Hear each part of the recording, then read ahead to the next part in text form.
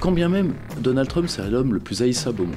S'il est élu, c'est que le peuple américain l'a voulu. Si vous pointez à un meeting de Kamala Harris et que vous tendez le micro, vous allez entendre des énormités du genre on va faire payer les blancs, etc. Alors que tous les médias français étaient persuadés d'une défaite de Donald Trump, nous avons su voir l'ampleur du phénomène Trump. Nous en avons fait un magazine, un documentaire, nous nous sommes rendus sur place. Et hier, jour de l'élection, nous avons clôturé un live de plus de 24 heures en direct, que ce soit sur Twitter, sur YouTube, sur notre application mobile. Commandez notre magazine, téléchargez l'application mobile et surtout abonnez-vous à Frontières pour tout comprendre.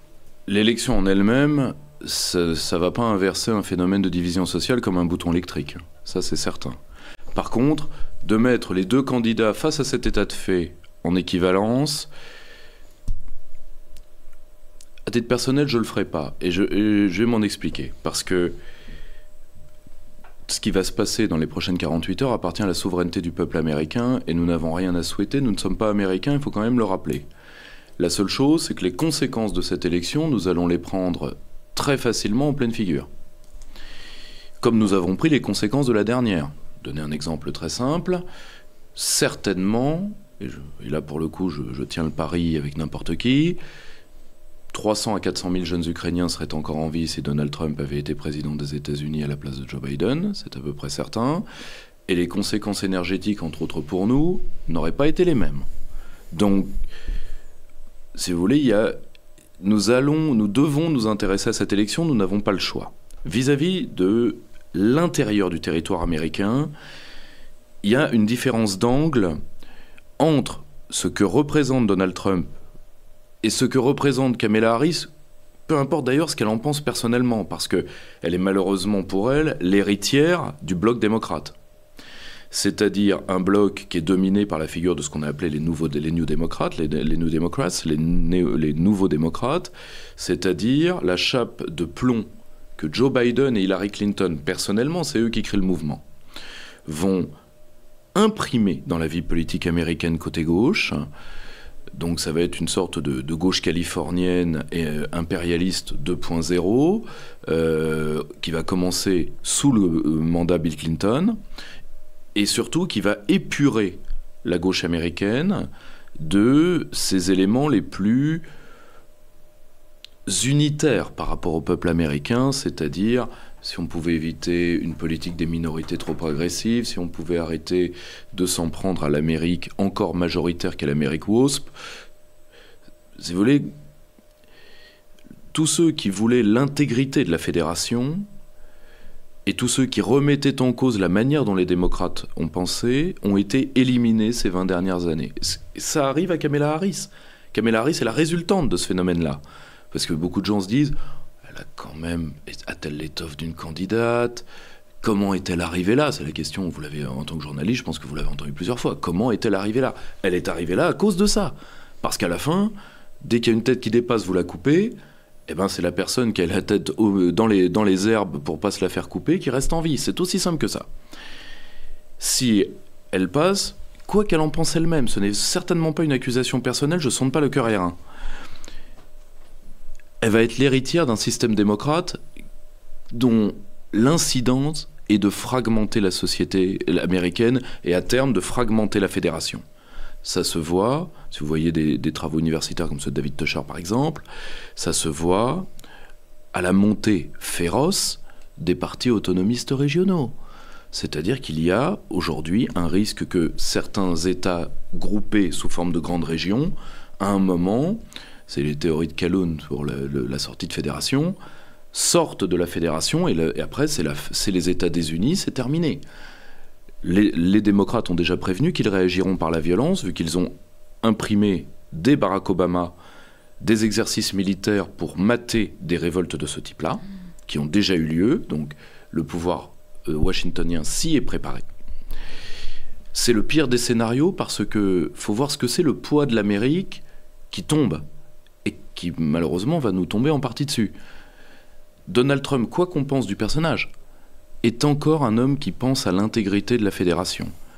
C'est quelqu'un pour qui les États-Unis ne doivent pas se défaire plus qu'ils ne le ont déjà ça en fait pas un ange, mais ce sont deux dynamiques totalement différentes. Alors nous, on est plus habitués à la dynamique Kamala Harris parce que ça ressemble, vous l'avez et vous le voyez, furieusement aux classes politiques décadentes d'Europe de l'Ouest.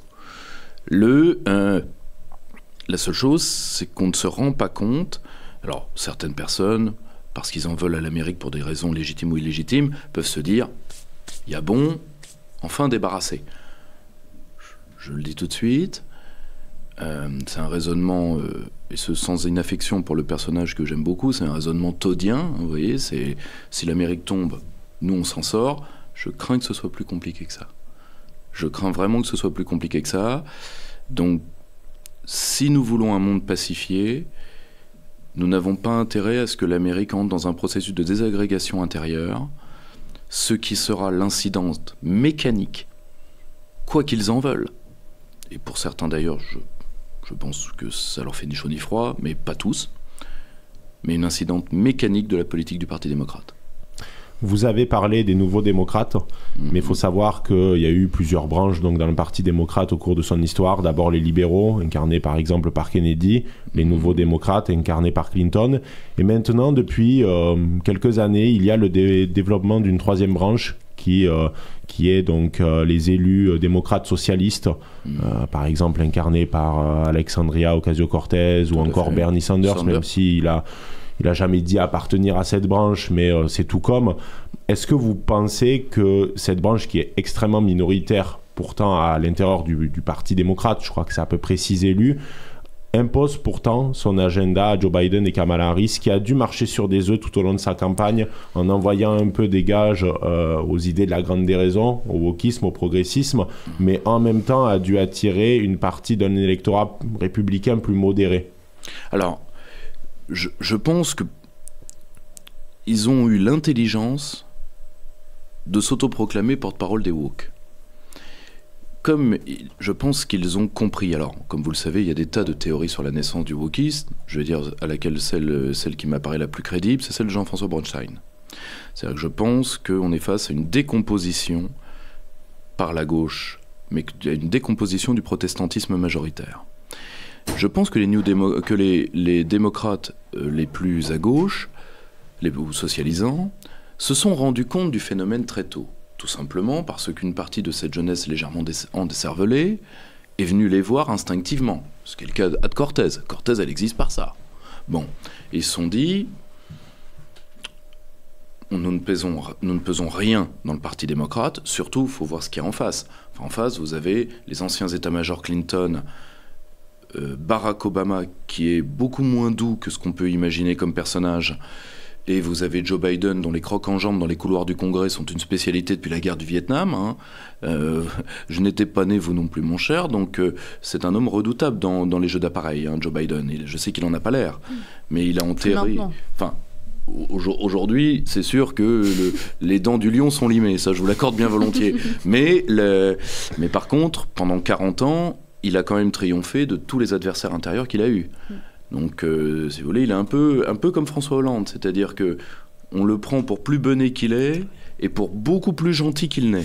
Je pense que c'est l'âge aussi qui fait ça. En fait, aujourd'hui, c'est presque confortable, cette situation pour lui, de sous prétexte presque de sénilité, on peut le dire, que ça le rend presque attendrissant aux yeux de certains Américains, certains Français même, qui y voient et qui ont presque de la peine pour le personnage, alors qu'on oublie tout le passé de cet homme. On oublie tout le passé, puis on oublie ce que l'Amérique lui doit, parce que le Joe Biden, c'est quand même un homme qui a été faucon dans la totalité des conflits de l'Amérique depuis la guerre du Vietnam, et qui a toujours eu l'intelligence de dire le premier, bon, ça a pas...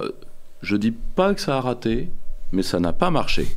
On s'en va. Mais par contre, entre-temps, vous avez eu quand même beaucoup de petits gamins du Kansas qui sont revenus dans des sacs à viande froide. Enfin, il faut quand même voir ce que c'est, Joe Biden. Or, si vous voulez, cette minorité, fût-elle radicale, ne peut pas retourner ces gens-là parce qu'ils ont affaire à ce que la gauche californienne a créé de pire comme homme d'appareil.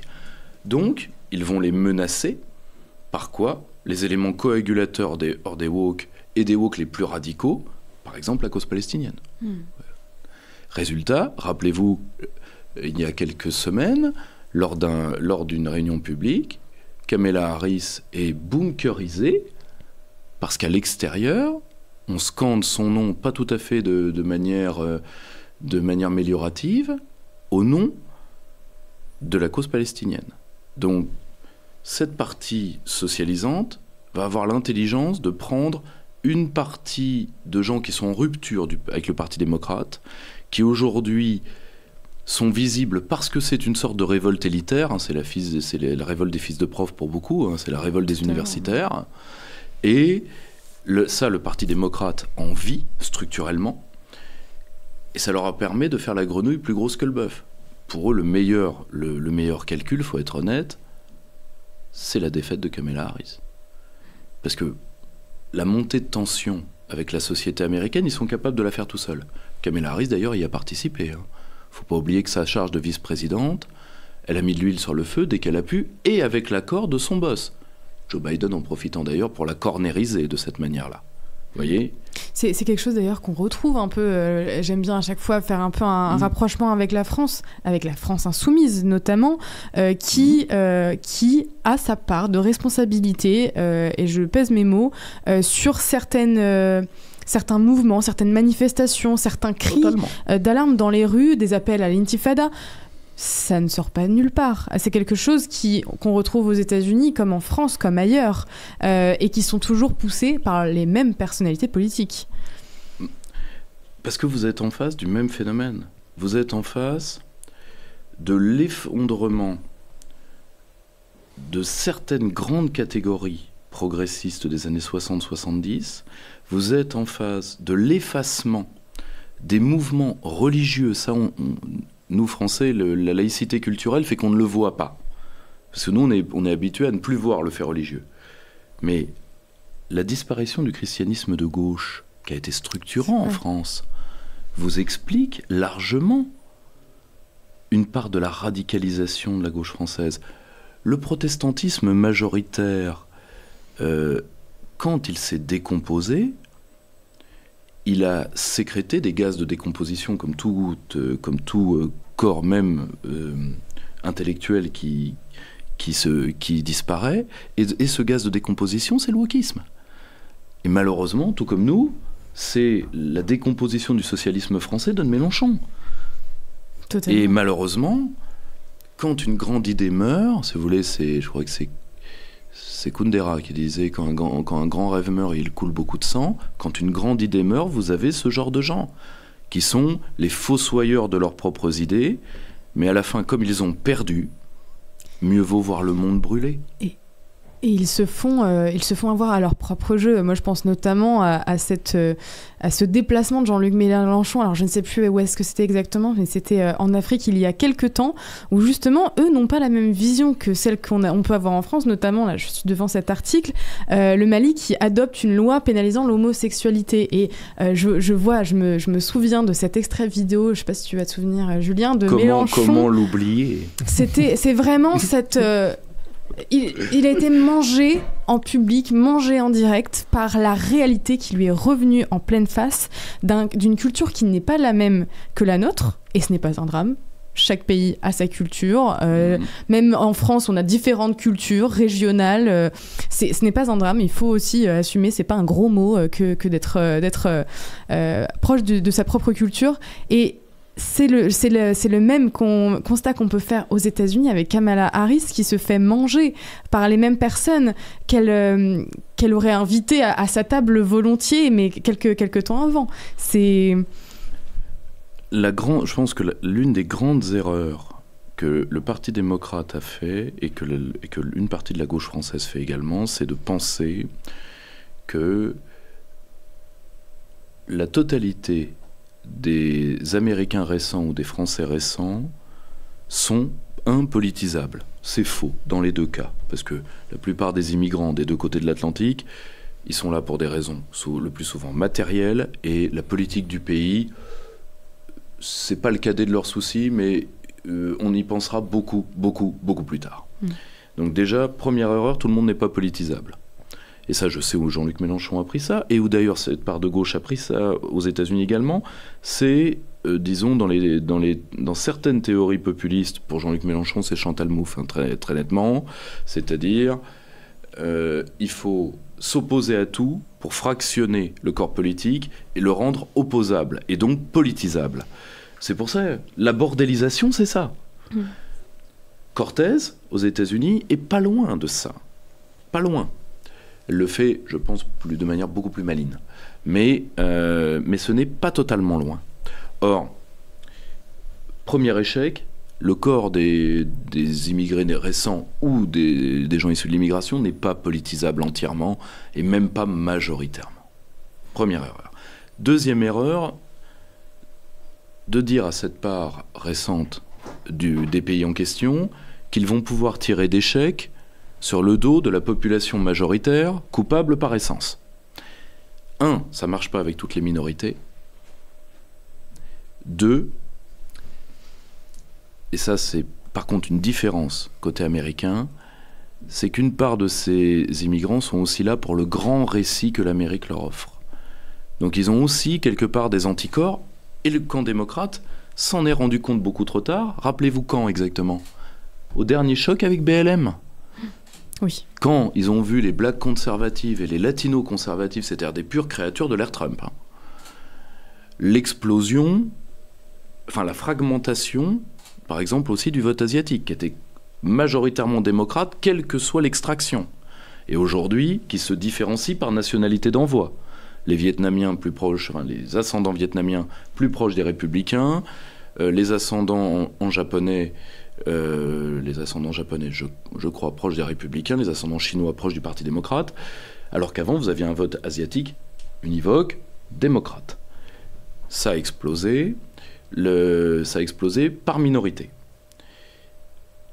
La naissance de noyaux durs non majoritaires, mais dont on n'aurait pas supposé l'existence, en tout cas que jamais l'état-major démocrate n'y aurait cru, alors que de savoir que l'afro-américain moyen père de famille, ou que le mexicano-américain moyen père de famille n'a pas une tendresse débordante pour les cheveux bleus, ça prouve surtout qu'ils n'ont jamais fréquenté leurs ouailles. Là aussi, même problème des deux côtés de l'Atlantique.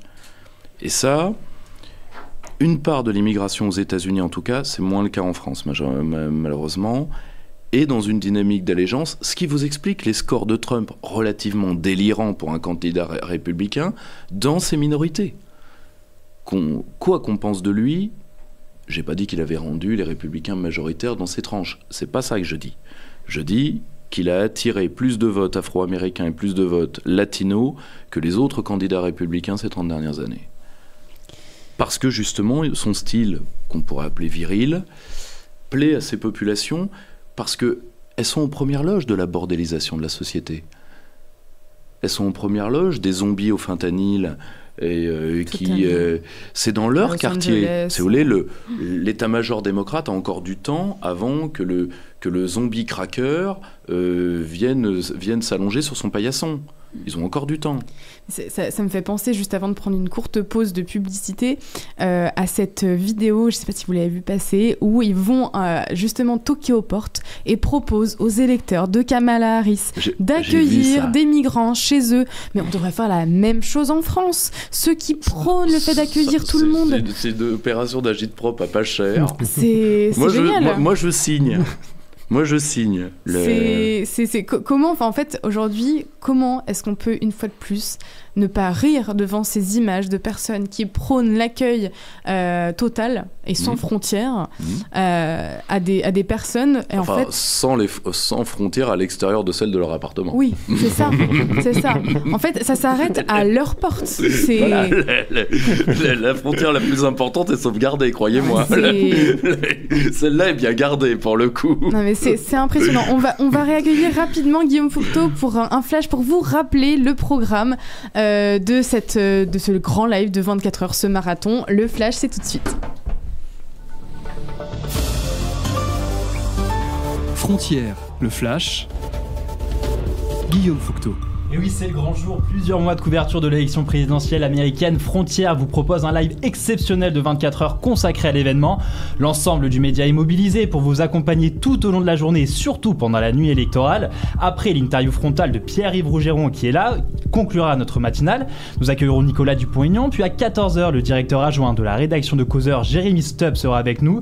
Ensuite, tout va s'accélérer dans l'après-midi. Alexandre Delval, Laurent Berton, André Berkoff, Lucien Rabouille se succéderont. À partir de 20h, Nicolas Conquier et Emmanuel Dupuis seront à nos côtés.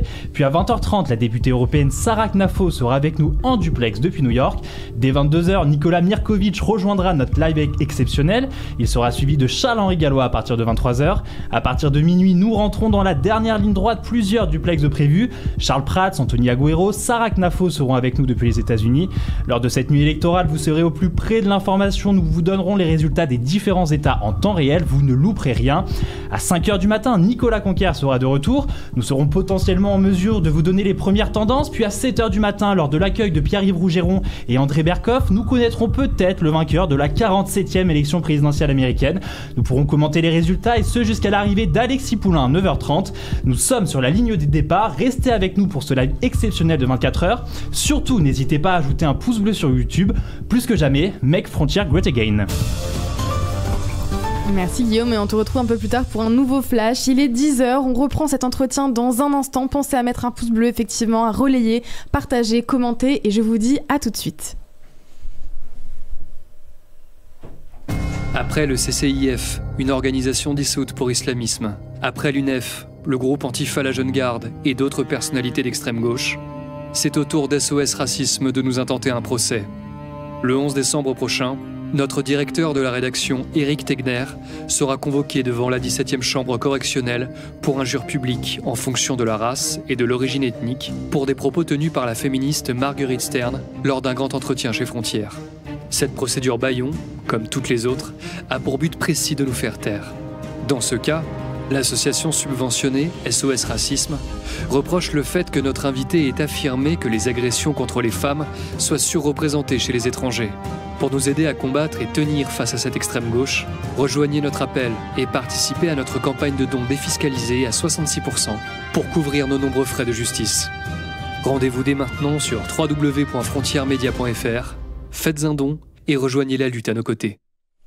Nous sommes de retour dans Frontières et nous sommes toujours avec Pierre-Yves Rougeron. Julien, je te laisse la parole. Alors, j'avais une question à vous poser parce que c'est une sorte de problématique que se pose souvent la droite française, qui est de savoir de quoi émane vraiment le wokisme. Est-ce que c'est l'héritier du marxisme ou est-ce que ça serait plutôt l'héritier du libéralisme ? Moi, j'aurais plutôt tendance à dire que c'est l'héritier du libéralisme parce que le wokisme, intrinsèquement, c'est toujours la volonté de l'individu qui prime sur le reste de la société, tandis que le marxisme a plus une dimension collective. Vous avez parlé tout à l'heure de la fragmentation des valeurs traditionnelles au sein de la société américaine, ce que Christopher Lasch d'ailleurs avait très bien souligné dans son ouvrage « La culture du narcissisme » et qui d'ailleurs pour lui, sans le nommer puisqu'à l'époque les idées de la grande déraison n'existaient pas, pour lui la fragmentation de ces idées conservatrices, le recul de la religion, de l'intérêt pour l'armée, pour l'État, ça viendrait justement du néolibéralisme. Qu'est-ce que vous en pensez, vous ? Je pense que sur un sujet comme ça, pour ne pas perdre nos auditeurs, il faut être un peu méthodique. Il y a des hypothèses que je vais écarter d'entrée de jeu et je vais vous dire pourquoi. Alors, parce que ça plaît au caractère doloriste des Français, c'est encore notre faute, c'est la déconstruction française. Non. Je vous le dis tout de suite, non. Les cheveux bleus ne sont pas les enfants de Derrida. Derrida les aurait certainement beaucoup aimés, mais non. Non, non. La déconstruction est une hypothèse intellectuelle problématique, mais qui s'est stérilisée d'elle-même, la déconstruction telle qu'on l'entend en France. Parce que le terme n'a pas été créé par Derrida, il a été créé bien avant. Bon. Donc, ceux-là sont innocents, même s'ils auraient aimé être coupables. Donc, c'est un phénomène strictement... À mes yeux, je pense sincèrement que Bronstein tient quelque chose quand il voit ce qu'est le wokisme. Le wokisme, c'est 3 théories et une méthode. L'intersectionnalité, la convergence des luttes.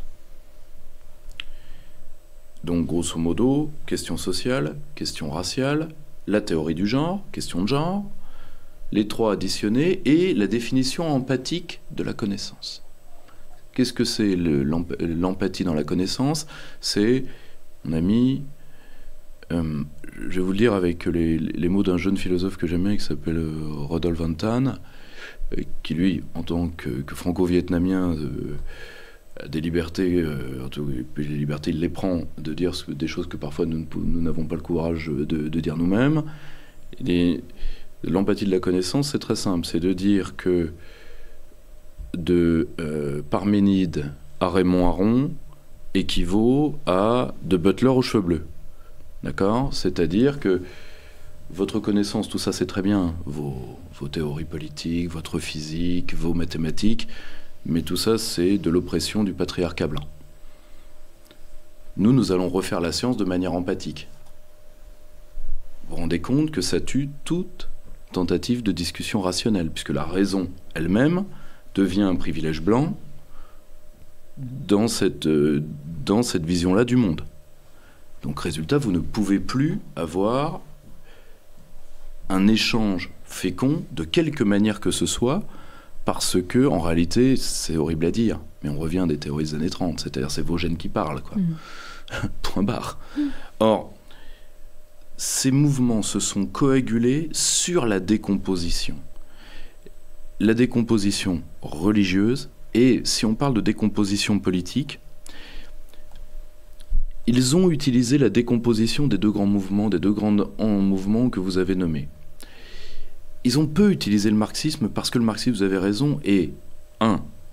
holiste et 2. dans certaines exceptions, communautaire. Et ça, c'est problématique. C'est pour ça que le terme de marxisme culturel a fait énormément de mal à l'analyse droitière, je vous le dis tout de suite.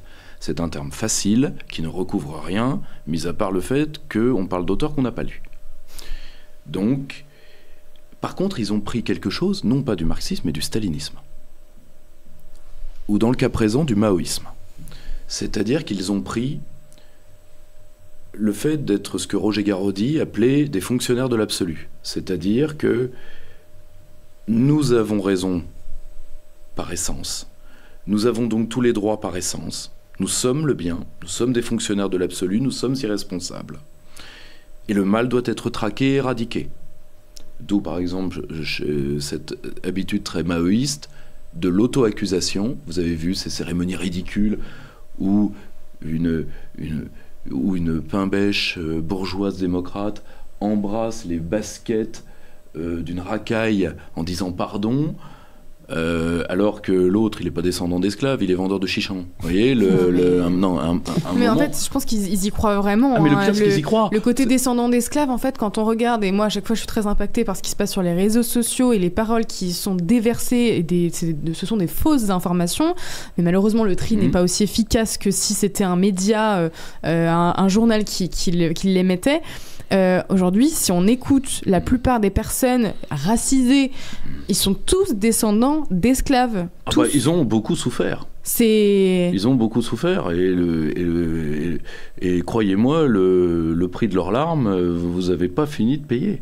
Or, parce que n'oubliez pas que c'est ce que j'avais appelé dans différentes... ça m'a d'ailleurs été un peu reproché, c'est ce que j'avais appelé la propagande double S, sensible et solvable. C'est-à-dire que pour que ça marche, il faut que la cible soit sensible et solvable. Nous allons prendre deux peuples impérialistes, les Mongols et les Turcs, qui ont été deux grands impérialistes. Totalement. Et deux très grands peuples. Le peuple mongol est toujours un très grand peuple. C'est un peuple aujourd'hui plus sensible, mais qui n'est pas solvable. Quant au peuple turc, il est solvable, mais il est moyennement sensible. Vous comprenez pourquoi eux, l'entreprise de culpabilisation n'a pas lieu. C'est-à-dire, s'ils avaient vraiment souffert, ils essaieraient.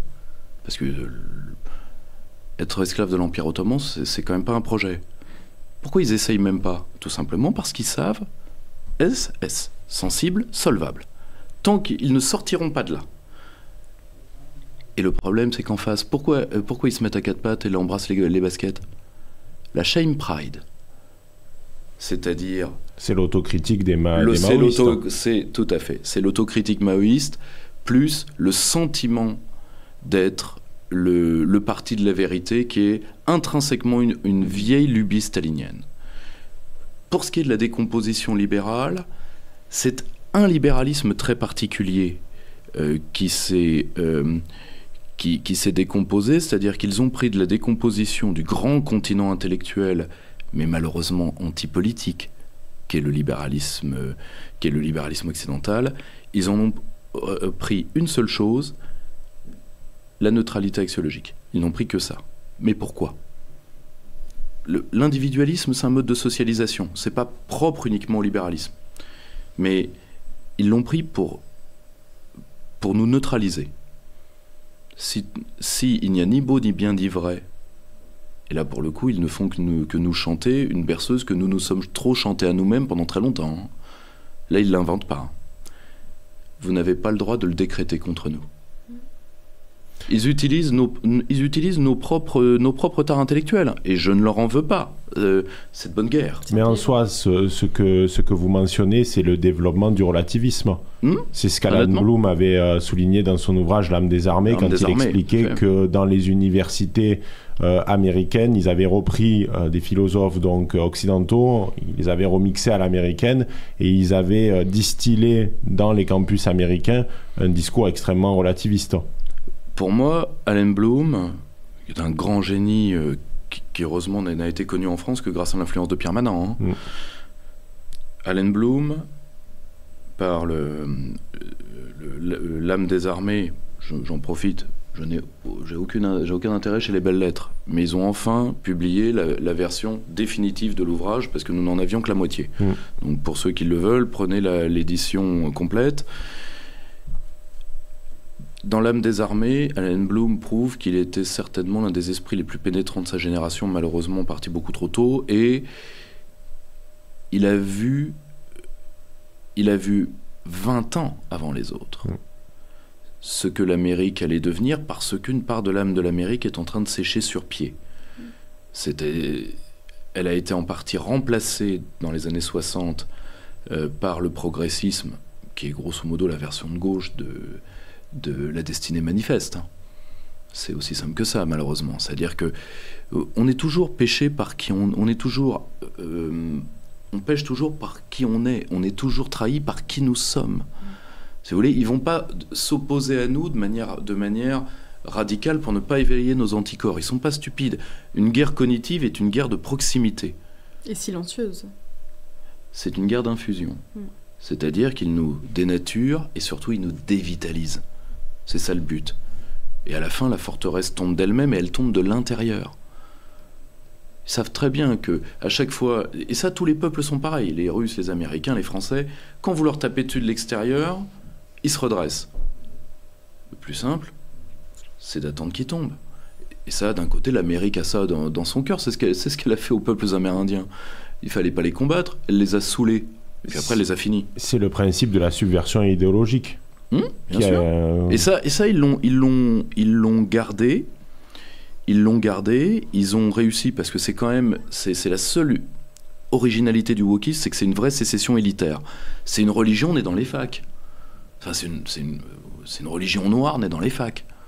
Enfin, c'est une sorte de grande psychiatrie collective. Vous avez vu, je suis sûr qu'à Frontières, vous avez tous vu le grand... vous vous rappelez ce grand reportage sur une fac Evergreen. Sur Evergreen. Ah oui, quand même. Ça a été un choc pour beaucoup, je pense, beaucoup de personnes qui l'ont regardé. Ah bah oui, quand même. Si vous voulez, moi je ne supporte, c'est drôle. Moi j'aimais bien Arkham avant, mais que dans Batman. Donc.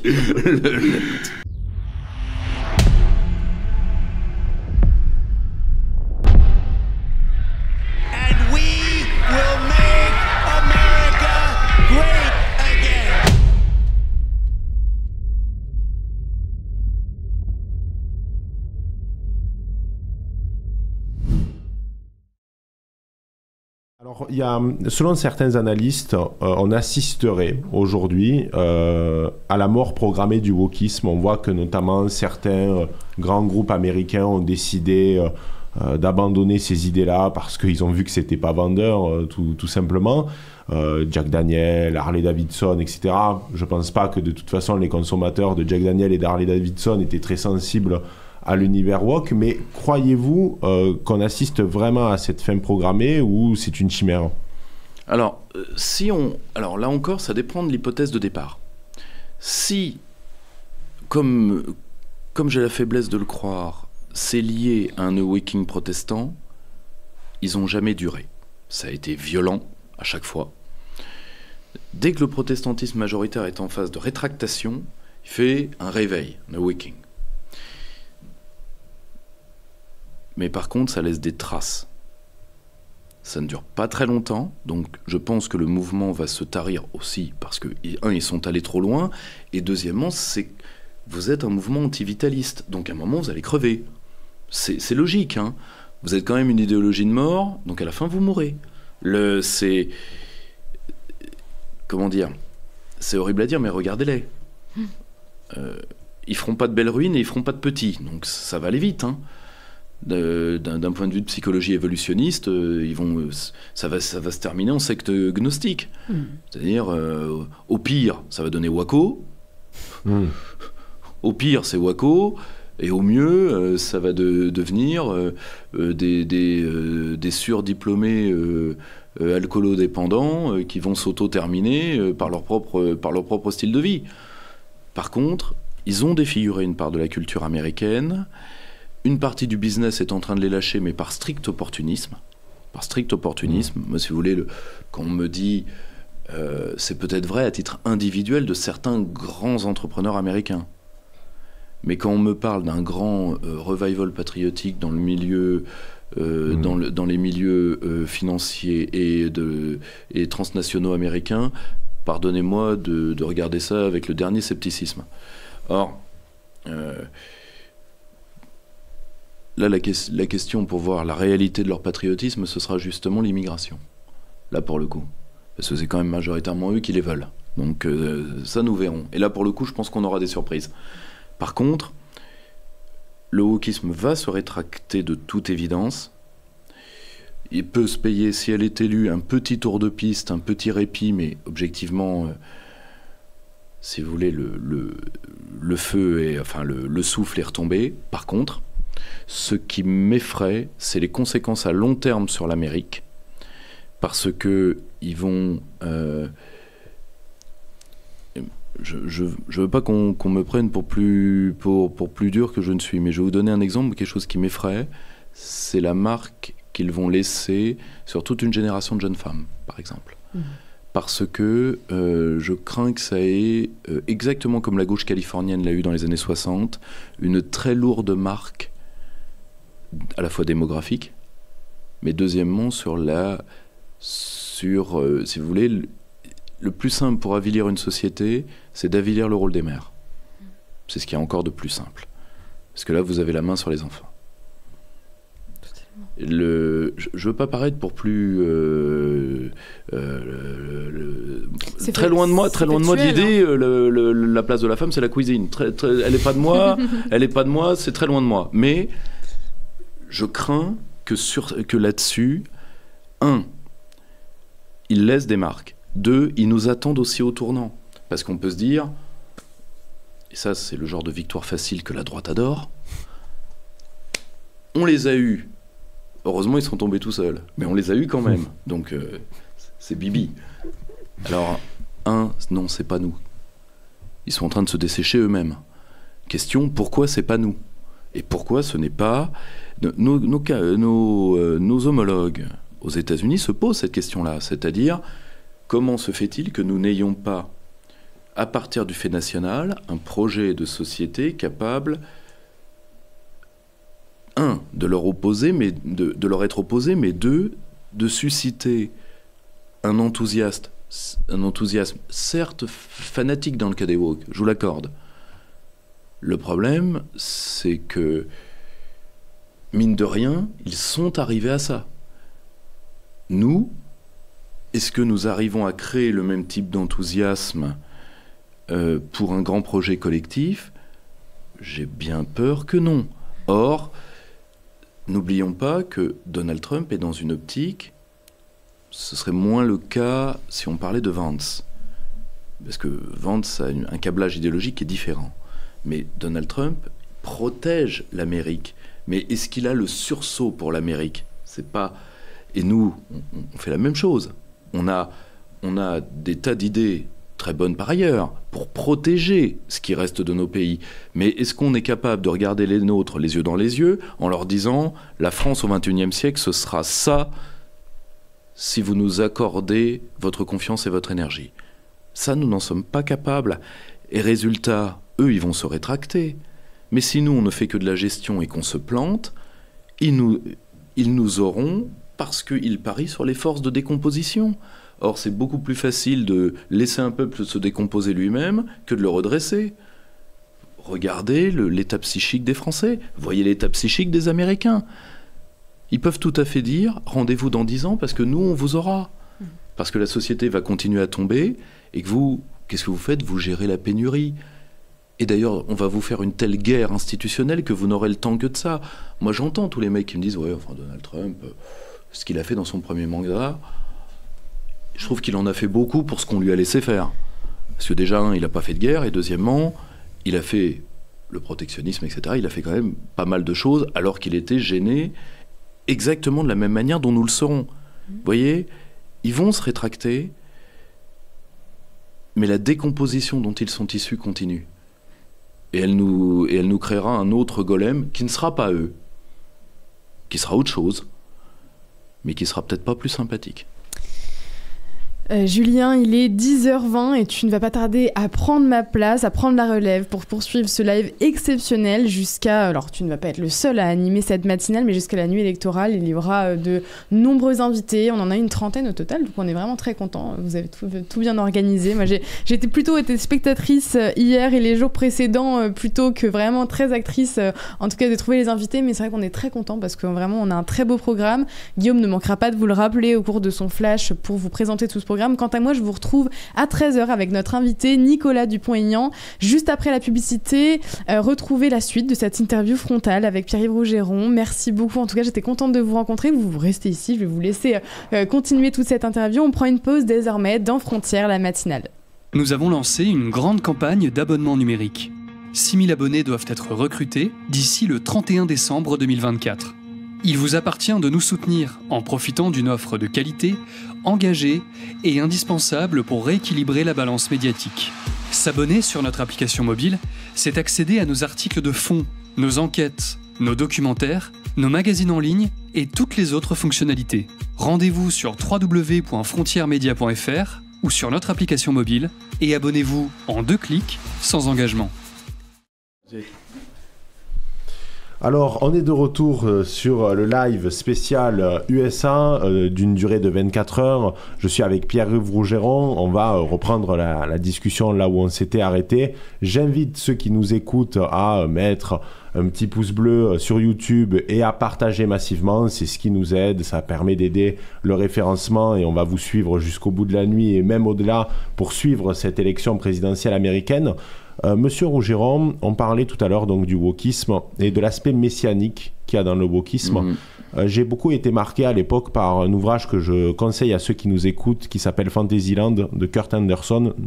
Malheureusement, il n'est disponible qu'en anglais, dans lequel il expliquait qu'en fait, aujourd'hui, les dérives que l'on peut retrouver dans la société américaine, sur tout un tas de plans, hein, même leur côté un peu excessif, leur rapport à l'image, venaient à la base du protestantisme et de la liberté d'interprétation, décidément, des textes. Est-ce que vous partagez cette vision ? Est-ce que c'est le protestantisme qui a fait que aujourd'hui il y a le wokisme qui a pu se développer ? Alors, là, pour le coup, j'y reviens. Je suis assez proche, je suis vraiment très proche. Je trouve qu'il a fait un travail remarquable de l'interprétation de Jean-François Bronstein, parce que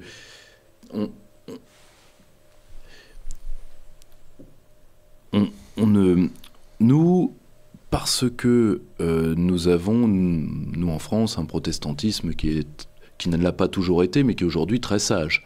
Moi qui ai vécu en Alsace, je peux vous assurer que la phrase que j'entendais le plus, c'est « les protestants alsaciens rasent les murs ». Vous voyez, donc à 37,2, ils ont de la fièvre. Voilà, mais pas au-delà. Vous voyez, on n'est pas habitué au protestantisme messianique. On n'est pas habitué, par exemple, à la force du mouvement évangélique, dont le wokisme est en réalité une sorte de mouvement inverse. C'est-à-dire que c'est la décomposition d'un certain protestantisme dans un autre et l'aspect conquérant d'une secte protestante, parce que l'évangélisme est une secte comme la plupart des dérivés du protestantisme américain,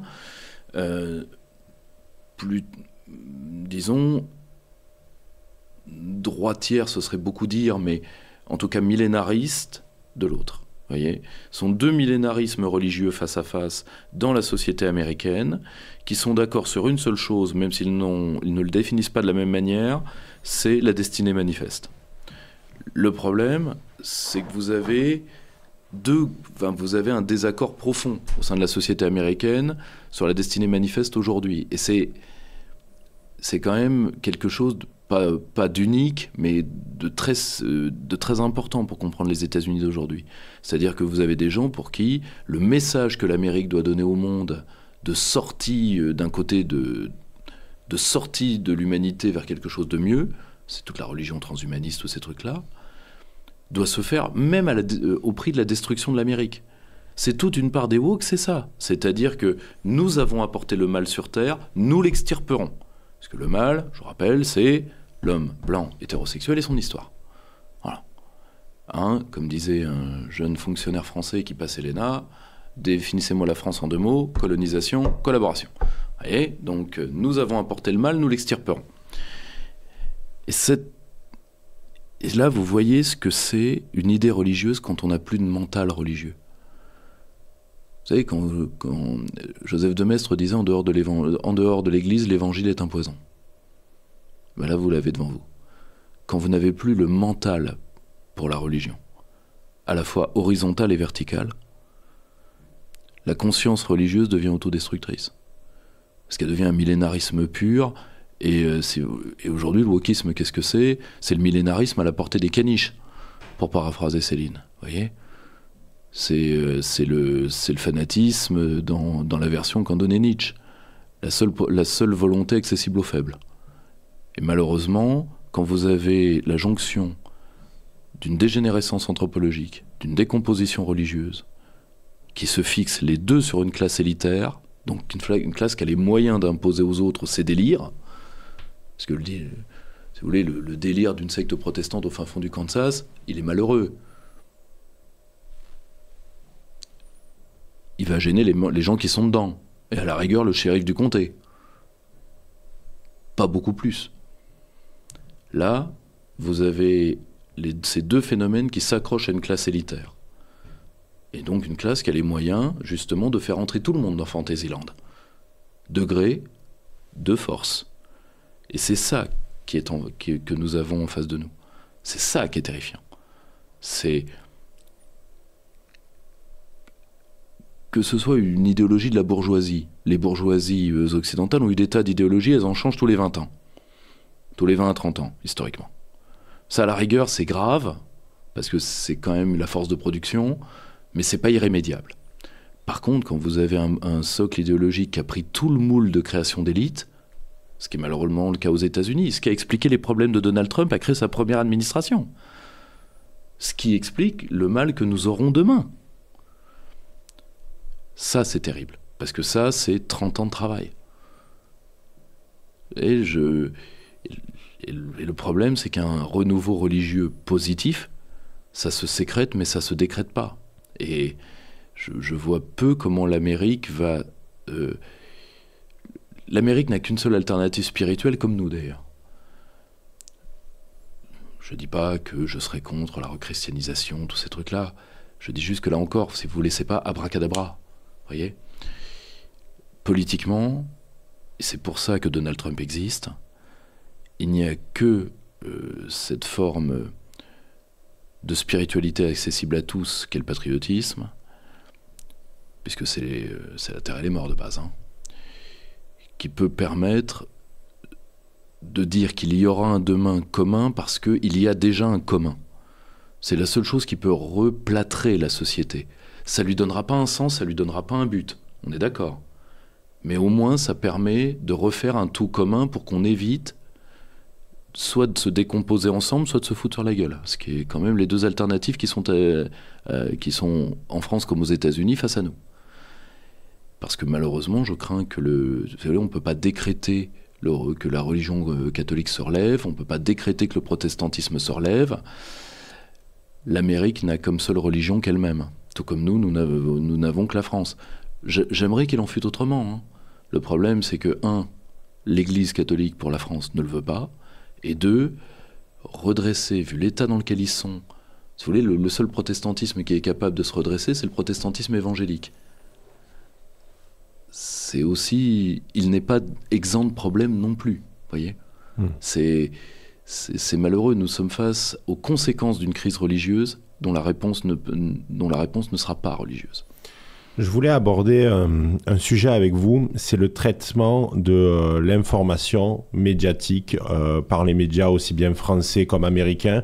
Une étude est sortie aux États-Unis et a démontré que 85% de la couverture à propos donc, de Donald Trump était négative. C'est juste énorme dans la plupart des principaux médias du pays. Je vous propose qu'on écoute un extrait d'une journaliste française qui fait le parallèle entre Donald Trump et le fascisme. On écoute de suite.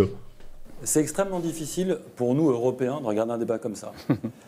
Non, mais c'est vrai, parce que quand on regarde ce débat, qu'on soit démocrate ou républicain, moi je ne suis pas électeur américain, je suis ni démocrate ni républicain, je me trouve en permanence face au contraire de tout ce que j'ai appris sur les États-Unis depuis des dizaines d'années que je travaille sur le sujet. C'est-à-dire ? Parce que je me retrouve face à quelqu'un qui tient des propos erratiques, irrationnels. Vous savez, on dit toujours que débattre avec Donald Trump, c'est comme débattre avec un pigeon. Il arrive fièrement, il fout toutes les pièces par terre, il défèque sur l'échiquier et il s'en va fièrement. Votre avis sur les propos qui auraient été partagés à l'instant? C'est une apothéose, c'est une gerbe. Donc, il est fabuleux. C'est Séganov. Hein. Il avait écrit un bouquin qui s'appelait dans la tête de Poutine, que je ne vous recommande pas d'ailleurs, parce que lui, ce qu'il aime bien, c'est écrire dans la tête d'eux, parce qu'il est psy à ses heures perdues, d'ailleurs ça se voit. Je ne sais pas s'il est vraiment psy, mais les heures sont vraiment perdues pour le coup.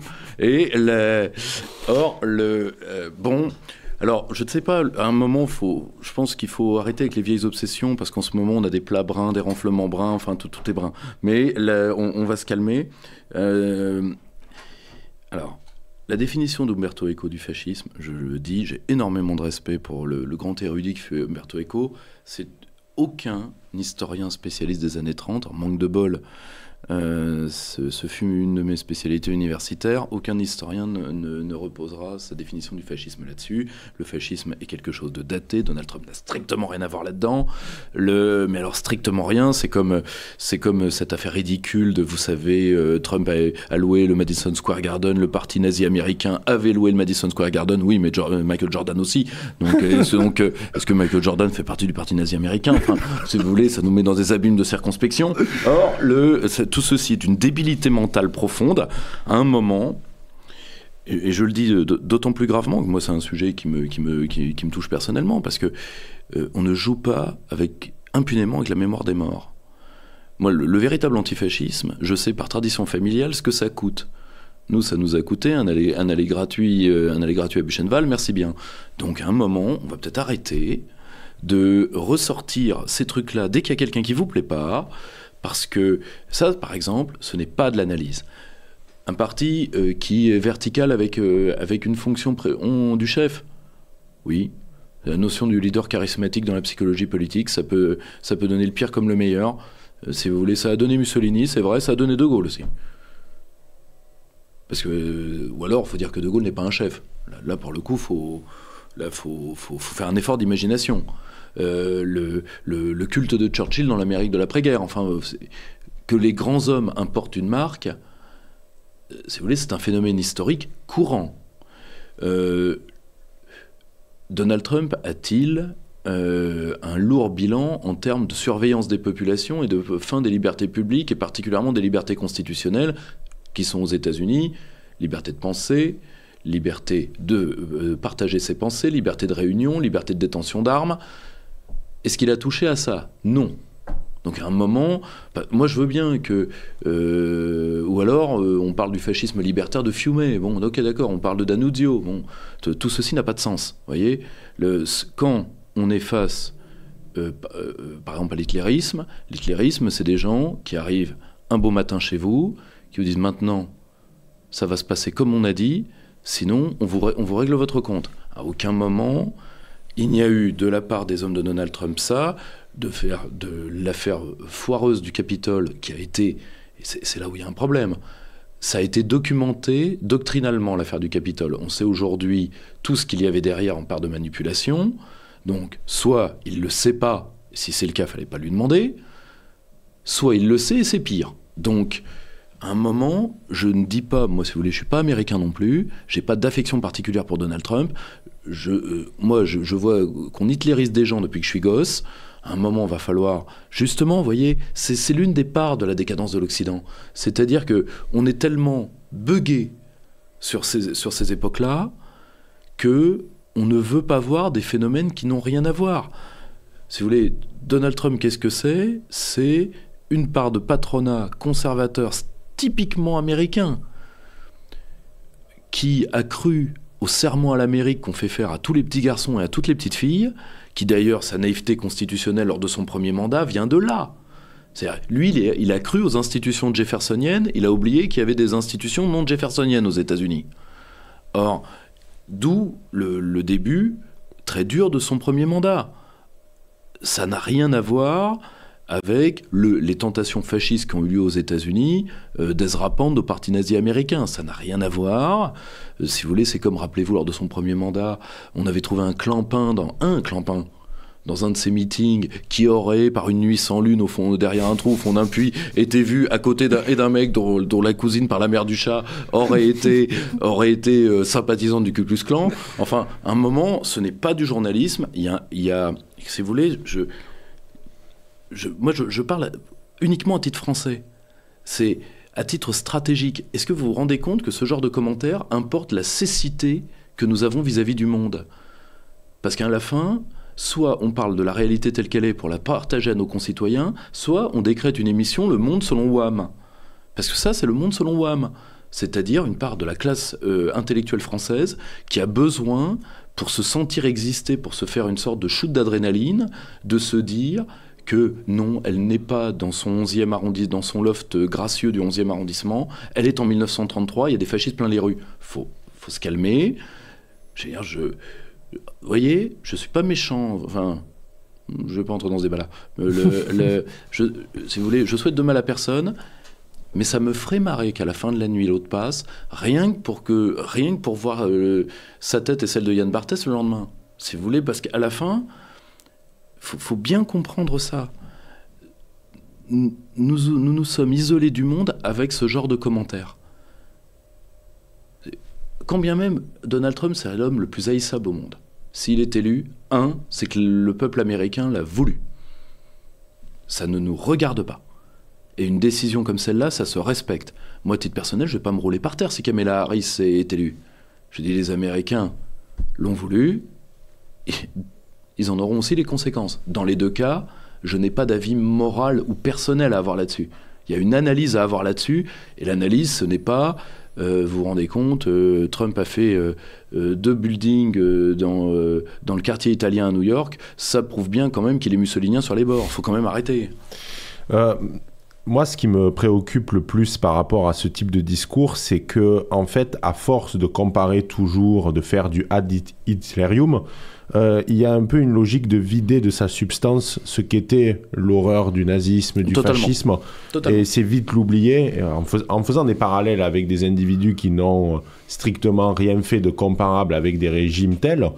Ça veut dire qu'en substance, ces régimes tels étaient moins pires que... Alors, premièrement, il y a une édulcoration de ce que le nazisme a été. Des personnes, il faut quand même savoir, c'est quand même 50 millions de morts. À un moment, il faut savoir raison garder. Et deuxièmement, quand vous êtes en face, parce que je ne me rappelle pas que M. Seganov ait hurlé sur le bataillon Azov. Ou je ne lui fais pas le procès, je ne suis pas à toute sa production, mais ça m'a, ou alors ça m'aurait échappé. Mais parce que là, pour le coup, s'il veut des vrais nazis, on peut lui en présenter. Parce que là, il y a des vrais nostalgiques. Ça n'a pas eu l'air de le choquer. Parce que là, pour le coup, moi, le Freedom Fighters avec un symbole SS sur le bras, j'ai quand même des doutes. Je me permets d'être sceptique. Or,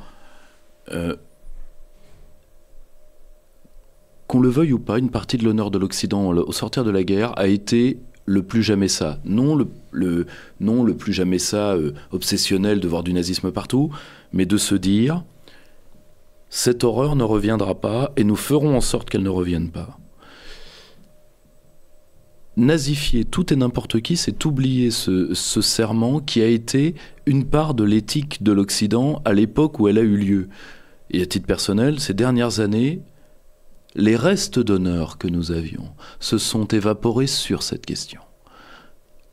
Moi, quand j'ai vu, parce que moi je les ai vus à l'époque où ils s'appelaient Private Sector, dans les couloirs du Parlement européen, quand j'ai vu qu'on a fait confiance à ces gens-là, je me suis dit, vraiment on a tout perdu, parce que le plus jamais ça avait bien des défauts, mais au moins ça nous donnait une éthique supérieure.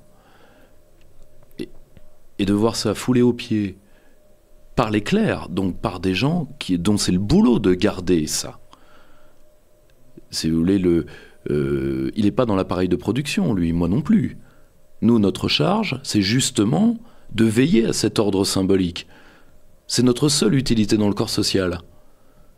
Et de le fouler aux pieds de cette manière-là, d'illusionner les Français, de dire ce qu'elle veut entendre à une part dégénérée de la bourgeoisie française, tout ça pourquoi à la fin? Pour qu'on se dise, ouais, si le nazisme c'est que Orban et Trump, ça devait pas être si terrible que ça. Vous voyez? Et là, pour le coup, parce que ça, ce n'est pas la petite bourgeoisie qui l'écoute qui va entendre ça, mais c'est tous ceux qu'ils sont en train d'abrutir dans certaines parts de notre territoire. C'est tous ceux, vous imaginez ce que c'est pour des gamins en école défavorisée qui entendent un prof idéologisé leur dire Trump c'est Hitler? Hitler était dans le BTP. Le Trump c'est Hitler, ouais. Eh bien alors Hitler, ça doit pas être si terrible que ça. Voilà. Et résultat, vous avez aujourd'hui des gamins en banlieue qui vous disent finalement, vous en faites beaucoup pour pas grand-chose, vrai ou faux? Ça a commencé comme ça dans les années 80, avec le même type d'imbécile. Pas lui, mais ses prédécesseurs. Mais au-delà de ça, ça souligne aussi une grande méconnaissance du système américain, puisque le président des États-Unis, comme on l'a dit ce matin un petit peu plus tôt dans la matinale, n'a pas un pouvoir exécutif fort et a une marge de manœuvre très faible, puisqu'il y a beaucoup de garde-fous. Ils y connaissent strictement rien. Vous leur expliquez le système check and balances, ils y bitent que dalle.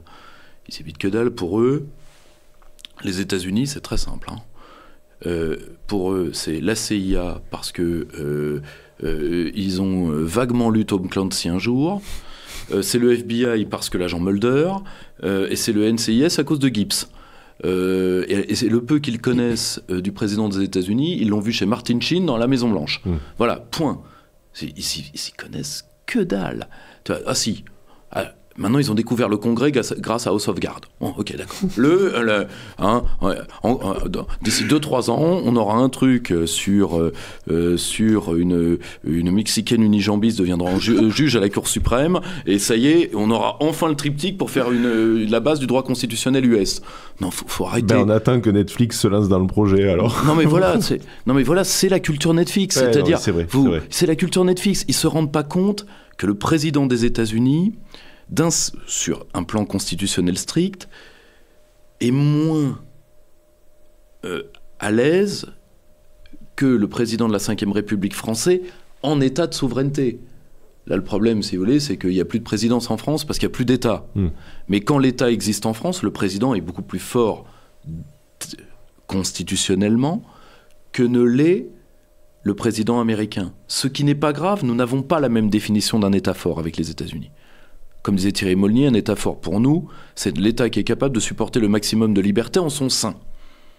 Les États-Unis ont une autre définition, aussi parce qu'ils viennent des idées européennes de l'époque de leur indépendance. Simple, ils ont reproduit le système anglais, en fait. Un roi demi-impuissant face à un parlement demi-impuissant. Et au milieu, un juge demi-impuissant. Vous voyez ? C'était déjà le système de la cour anglaise. Enfin, surtout entre le roi et le parlement. Donc, si vous voulez, ça se retrouve chez Montesquieu, qui ne fait que regarder l'Angleterre de son temps. Or, eux, ils ont eu ça. Nous, on a une autre tradition qui est un dialogue entre souverain et peuple, parce que chez nous, les corps intermédiaires peuvent être très problématiques. Mais chez eux, il n'y a pas... La présidence impériale, elle a lieu pour l'extérieur. Elle a lieu quand le président des États-Unis est un fourrier de l'impérialisme américain. Mais ça ne concerne pas l'Amérique de l'intérieur. Et objectivement, si c'est ça son propos, et je ne crois pas que ce fût ça, il ne peut pas en accuser Donald Trump. C'est le seul président américain depuis la guerre qui n'a pas débuté une guerre majeure sous son mandat. Donc il ne peut pas l'en accuser. La présidence impériale interne aux États-Unis, non. Si vous voulez, de voir le président américain comme un Deus ex machina, ça marque juste une chose, c'est qu'il faut généraliser l'introduction du droit constitutionnel comparé dans les cours d'éducation civique. Comme disait Samuel L. Jackson, si on avait plus de profs, on aurait moins de rap de merde. Eh ben, on aurait plus d'introduction au droit, on aurait moins d'analystes foireux. Je voulais vous faire réagir à un autre extrait vidéo par rapport au mépris qu'il peut y avoir à l'encontre des électeurs de Donald Trump. On sait que Joe Biden les a insultés d'ordures. Cette fois-ci, l'extrait vidéo vient de Gérard Haro. On écoute ça de suite. Est-ce que vous êtes étonné par les arguments, les phrases à l'emporte-pièce de Donald Trump ? Je disais, nous, en Europe, on a du mal à comprendre ça. On a du mal à comprendre une certaine naïveté, même des électeurs républicains qui prennent ça pour une vérité. Écoutez-le, Donald Trump, par exemple, qui n'hésite pas à dire dans un de ses meetings, si on tire sur les journalistes, ça ne me gênera pas trop. I have a piece of glass over here. J'ai une vitre ici. Ici, je n'en ai pas.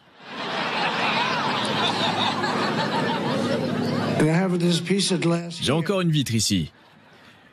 Et tout ce qu'on voit là-bas, ce sont des médias qui publient des fake news, pas vrai ? Donc pour me tirer dessus, quelqu'un devra viser à travers ces fake news. Et ça ne me dérange pas tellement. Ça ne me dérange pas. Voilà, il peut sortir des énormités comme ça rigole. Bon, c'est peut-être de l'humour d'estrade, mais nous, on en reste quand même confondus. Alors, c'est pas parce que je suis journaliste, mais de dire des choses comme ça en meeting, on a du mal à comprendre.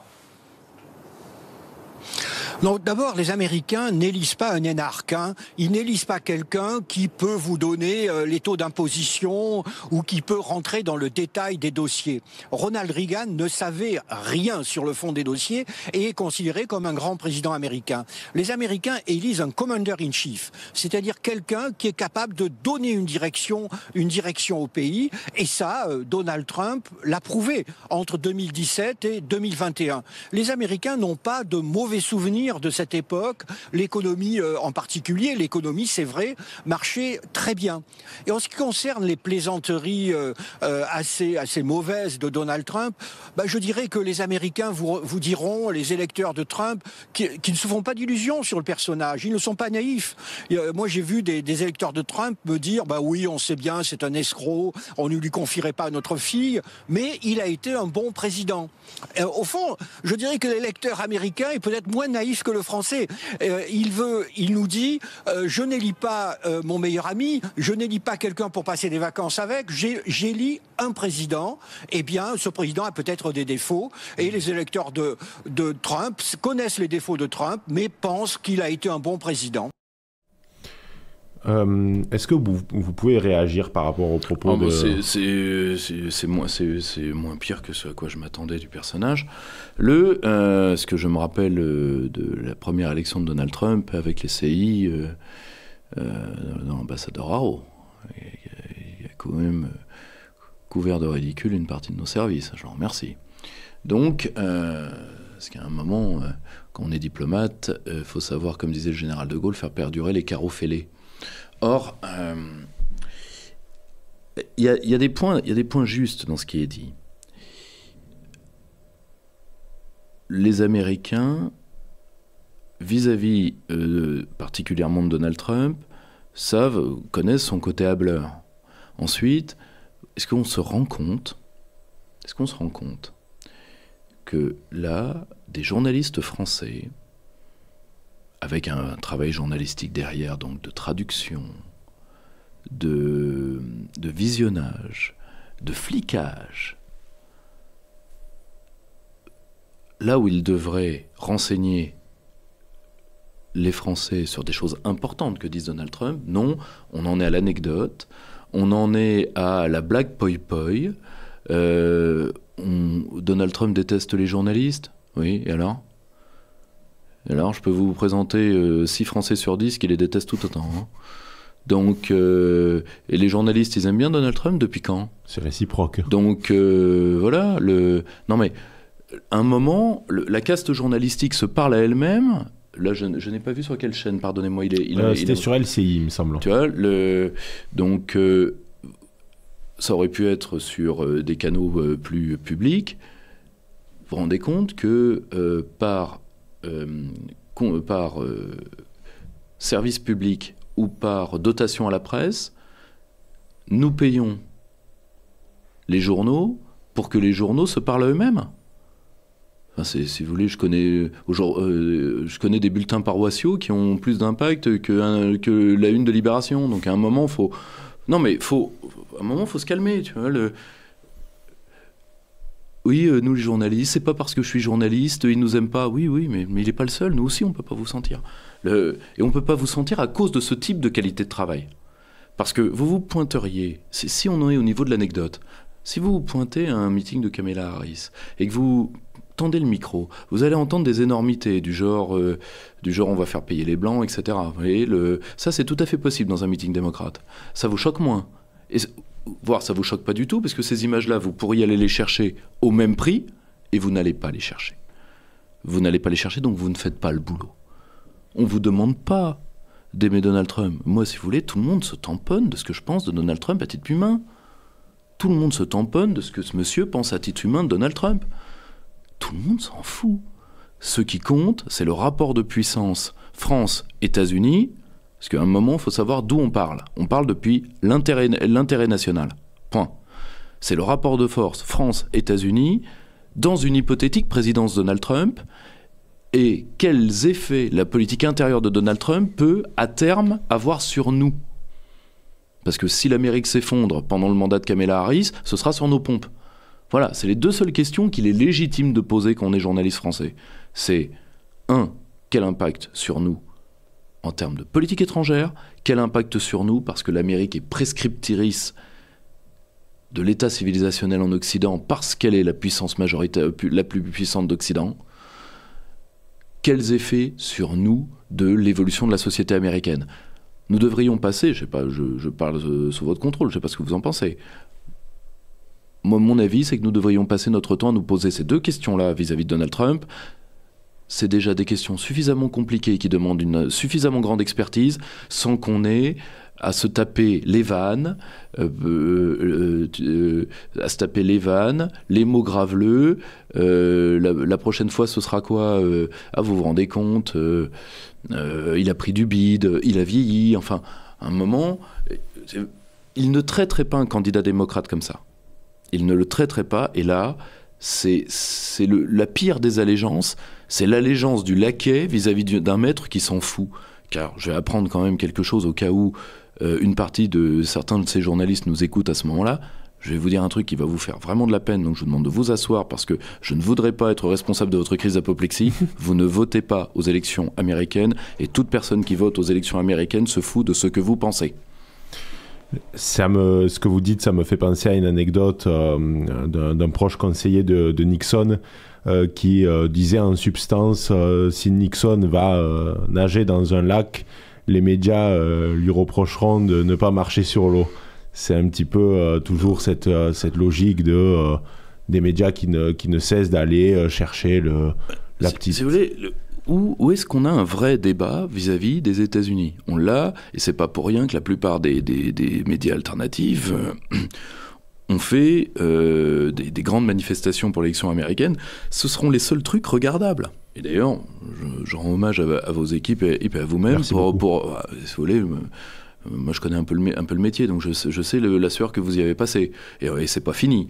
Donc, ce n'est que le début. Et ce n'est que le début, mais regardez ce qu'on a en service public. C'est catastrophique, et surtout, imaginez Trump passe. Heureusement, comme vous vous rappelez de cette phrase, le roi de France ne vengera pas les offenses faites au duc d'Orléans.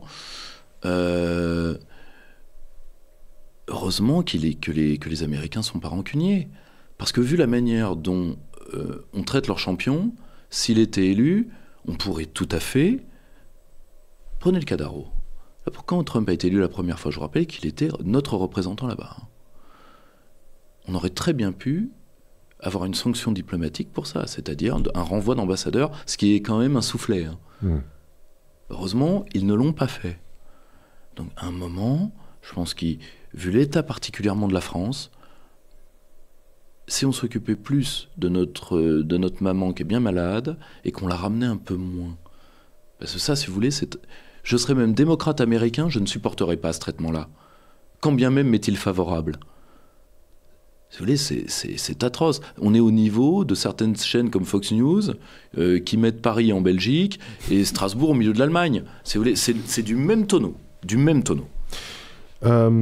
Puisque vous êtes souverainiste, Monsieur Rougeron, je voulais qu'on revienne un peu sur la France, alors toujours avec cet angle américain. Je vous propose, alors je sais que ça va être difficile une fois de plus parce que c'est une autre personnalité que vous ne portez pas dans votre cœur. Je vous propose d'écouter François Hollande par rapport donc au danger que pourrait représenter Donald Trump pour la France. En l'écoutant. Ce qui est intéressant à relever, c'est que jusque-là, la démocratie, c'était la confrontation de plusieurs rationalités, des arguments qui pouvaient être avancés pour des conclusions différentes. Là, la rationalité, notamment dans le camp de Trump, a disparu. Il n'y a pas de théorie de Trump. C'est une forme d'émotion ou d'expression, de passion, de délire qu'il exprime lui-même avec force. Et que des gens qui jusque présent avaient été rationnels basculent, parce que pour faire 50%, même s'il n'y aura pas forcément ça en vote populaire, mais pour faire la moitié du peuple américain, ça veut dire qu'il n'y a pas que des gens qui sont dans le désarroi, dans le refus du système, qui votent Trump. Il y a le besoin d'aller chercher une solution extravagante. C'est ça qui est inquiétant. C'est-à-dire que c'est les démocraties qu'on pensait extrêmement solides, la démocratie américaine... Donc c'est l'échec des gens raisonnables aussi. Ah, ça veut dire que les gens raisonnables doivent se poser la question comment faire de la politique aujourd'hui. Alors, Monsieur Rougeron, que pensez-vous des propos je pense que de cogito ergo sum à Flamby, la raison occidentale en a pris un sacré coup dans le terrain. Voilà ce que je pense. Parce que si vous voulez, François Hollande, gardien de la raison.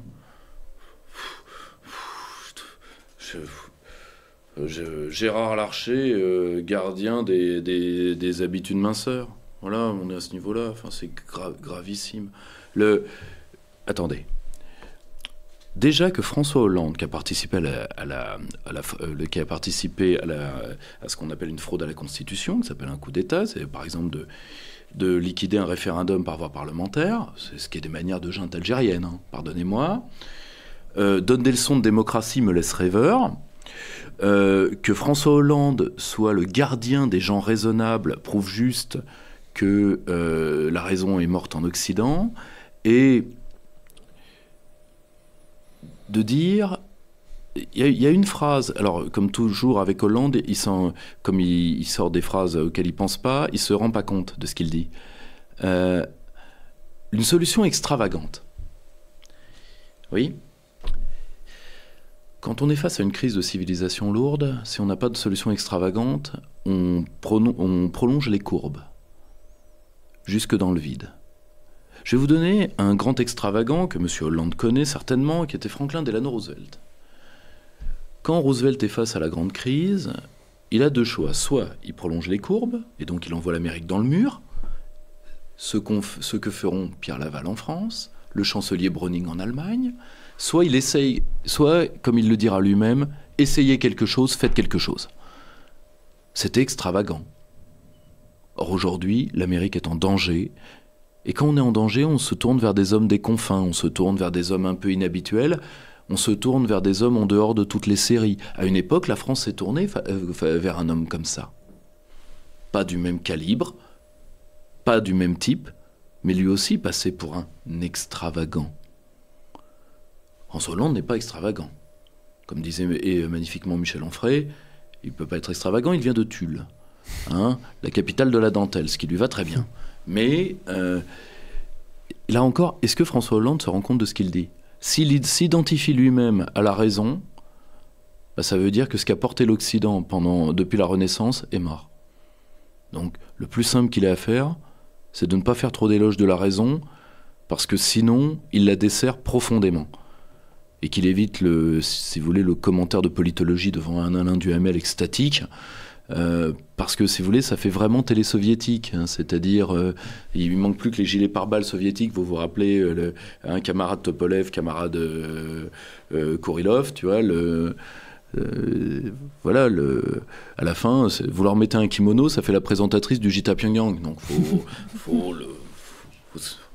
arrêter, faut se calmer. Alors, Monsieur Rougeron, avant de vous poser quelques ultimes questions, on va écouter le flash de Guillaume. C'est de suite, le flash. Frontières, le flash. Guillaume Fouquetot. Bonjour, après plusieurs mois de couverture de l'élection présidentielle américaine, Frontières vous propose un live exceptionnel de 24 heures consacré à l'événement. L'ensemble du média est mobilisé pour vous accompagner tout au long de la journée et surtout pendant la nuit électorale. Après l'interview frontale de Pierre-Yves Rougeron qui conclura notre matinale, nous accueillerons Nicolas Dupont-Aignan. Puis à 14h, le directeur adjoint de la rédaction de Causeur, Jérémy Stubbs, sera avec nous. Ensuite, tout va s'accélérer. Dans l'après-midi, Alexandre Delval, Laurent Berton, André Berkoff et Lucien Rabouille se succéderont. À partir de 20h, Nicolas Conqueur et Emmanuel Dupuis seront à nos côtés. Puis à 20h30, la députée européenne Sarah Knafo sera avec nous en duplex depuis New York. Dès 22h, Nicolas Mirkovic rejoindra notre live exceptionnel. Il sera suivi de Charles-Henri Gallois à partir de 23h. À partir de minuit, nous rentrons dans la dernière ligne droite. Plusieurs duplex de prévus. Charles Prats, Anthony Agüero et Sarah Knafo seront avec nous depuis les États-Unis. Lors de cette nuit électorale, vous serez au plus près de l'information. Nous vous donnerons les résultats des différents États en temps réel. Vous ne louperez rien. À 5h du matin, Nicolas Conquer sera de retour. Nous serons potentiellement en mesure de vous donner les premières tendances. Puis à 7h du matin, lors de l'accueil de Pierre-Yves Rougeron et André Berkoff, nous connaîtrons peut-être le vainqueur de la 47e élection présidentielle américaine. Nous pourrons commenter les résultats et ce jusqu'à l'arrivée d'Alexis Poulain à 9h30. Nous sommes sur la ligne de départ. Restez avec nous pour ce live exceptionnel de 24 heures. Surtout, n'hésitez pas à ajouter un pouce bleu sur YouTube. Plus que jamais, Make Frontier Great Again. Merci Guillaume pour ce flash. On a encore quelques minutes avec vous, Monsieur Rougeron, et vous avez d'autres occupations et on continuera à la suite de ce live de 24 heures. Vous connaissez parfaitement les sujets géopolitiques. Est-ce que vous croyez que Donald Trump peut mettre fin à la guerre en Ukraine en moins de 24 heures comme il l'a pu. Alors en moins de 24 heures, on va pas faire top chrono il a toujours été opposé à ce type là pour le coup d'extravagance diplomatique qui plaise à Monsieur Hollande. En plus de Donald Trump, par son mental particulier, hein, il le dit lui-même, deal maker, c'est un négociateur profondément. Il sait que chaque heure qui passe, chaque heure qui passe, la position ukrainienne est de moins en moins tenable, donc la négociation américano-russe, parce que c'est ça qui compte dans le dossier ukrainien, est à l'avantage du Kremlin. Donc il arrêtera les frais très vite. Il en sera, à mon avis, légèrement gêné, mais ça va être une gêne de mouche du coche, hein, par les Européens qui, eux, vont jouer au jeu de François Hollande, quoi, Guimauve le conquérant, et vont essayer de ramener leurs fraises, alors qu'à la fin, Donald Trump va faire ce que Joe Biden aurait fait, c'est-à-dire qu'il va faire ce qu'on appelle de la grivellerie, Vous savez, quand on se lève au restaurant et qu'on laisse à la personne la totalité à payer, eh bien, Donald Trump fera payer aux Européens le pré-bail. C'est pas lui qui les a fait signer, ils ont signé volontairement pour se faire plaisir et pour se lever dans l'impérialisme démocrate. Ils en paieront le prix. Donc, je pense que Donald Trump peut rapidement arrêter le conflit, il peut négocier rapidement, il en sera un peu gêné par une partie du camp démocrate et une partie des Européens, mais les Américains ne veulent plus que leur argent serve à cette guerre. Ils savent que ce genre de choses se termine toujours à la fin des fins par des boys qui reviennent dans des boîtes, et ça, ils en veulent plus. Ils ont élu Donald Trump pour ça, ils peuvent le réélire pour ça. Et dans le cas où c'est Kamala Harris qui gagne les élections, elle maintiendra l'Ukraine quelques mois, quelques semaines, selon les possibilités militaires. Mais pas plus. Si vous voulez, la stratégie russe est très simple. La technologisation, en réalité, les Américains ont réussi quelque chose dans la guerre d'Ukraine, c'est qu'ils ont dématérialisé le champ de bataille. Et donc, leur surveillance électronique et satellitaire fait qu'ils peuvent contrecarrer, envoyer les informations aux Ukrainiens en temps réel. Ce qui change totalement la logique de la guerre. Voyez ? Donc les Russes se sont dit une chose simple, on va commencer le hachoir. Vous pouvez les faire bouger en live, il n'y aura plus que des morts. Donc à la fin, vous bougerez des squelettes et ça se terminera là. La stratégie russe s'explique en partie, je dis bien en partie, par ça. Donc ça continuera. La seule différence pour l'Ukraine elle-même, parce que c'est ce qui compte, c'est que Kamala Harris peut se permettre de balancer 1000, peut-être 1250, 100 000, peut-être 150 000 jeunes Ukrainiens en plus, pour un résultat qui sera malheureusement identique. Cette guerre est déjà perdue sur le terrain depuis un long moment. Nous aurions dû... Déjà, c'est un vrai gâchis impérial. Cette guerre n'aurait pas dû avoir lieu. Elle n'aurait pas eu lieu si Donald Trump avait été réélu, nous le savons tous. Et si Johnson n'avait pas agi en sous-marin aussi, puisqu'il y a eu la possibilité... Alors, Johnson a été acté plus qu'acteur, parce que Johnson a été envoyé par Biden. Si vous voulez, oui, c'était un émissaire. Si vous voulez, c'est un émissaire.